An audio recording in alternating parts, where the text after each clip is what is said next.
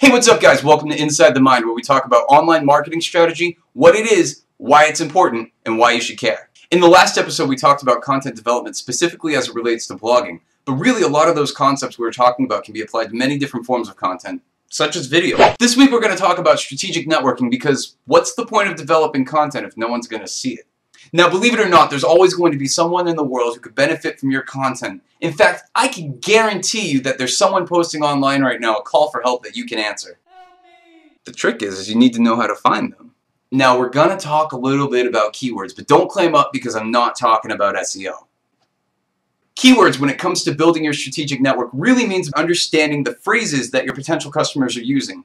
You'll use those phrases to find and infiltrate communities that your customers are going to be in. The key here is you want to be thinking like your customer. You want to avoid finding communities of other people who are just like you. Doing this will limit your chances for success because when there are a bunch of people who have the same skill set in the same place, all trying to sell the same thing, it looks kind of like this. To grow, you need to stop thinking of yourself as part of a niche. Realize you're a small part of a much larger network of topics that all overlap each other. To free yourself, you need to get creative with your community finding. You need to find communities that are the peanut butter to your jelly, the macaroni to your cheese, and the joni to your chachi. Here's a tip I got from one of my mentors, John Morrow. The best thing you can do is take a notebook and draw two overlapping circles. On one side, you want to write down your topic, and on the other side, you want to come up with as many related communities as you can come up with. For example, let's do this with sales. So we have our topic on one side and on the other we can have marketing because any marketer knows that their job is only half of the equation and sales is really useful to help close a deal. Public relations, because how you relate to the public can have a huge impact on how people perceive you and can influence their interest in your business. Advertising. Direct advertising such as PPC, radio, television, etc. has a huge impact on people's expectations when they enter your funnel. And if the advertising doesn't set the expectations properly, it can kill a sales conversation before it ever takes place.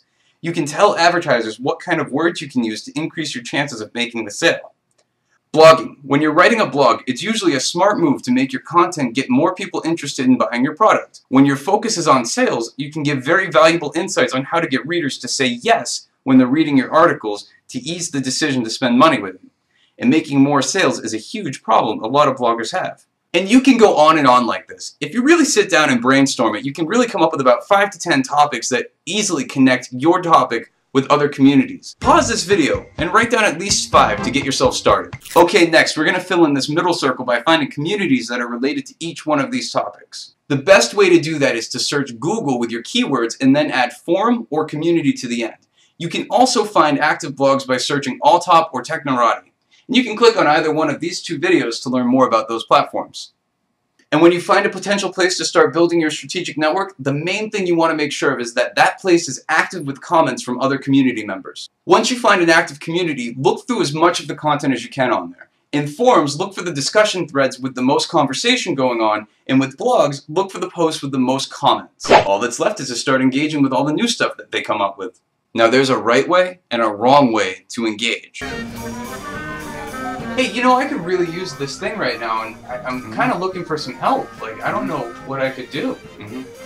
Buy my stuff!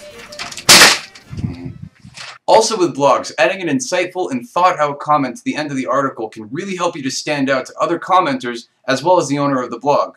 Because when all the comments on the blog look like this, Great post! This thing is awesome. You're such a good writer. Yeah. This is such a good post. This post changed my day. Coming along with some fresh insight to add some actual conversation to the article can really help you to stand out. Warning!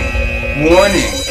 Warning! Do not call a popular blogger out. Even if you're right and they're wrong, telling someone they're wrong in their own house rarely ends well, and it can actually do you way more harm than it can good. Alright, that's all I got for today's episode of Inside the Mind. I'm on Facebook, I'm on Twitter. Please be sure to like this video and favorite it for easy viewing. If you have a question, leave a video response or ask in the comments.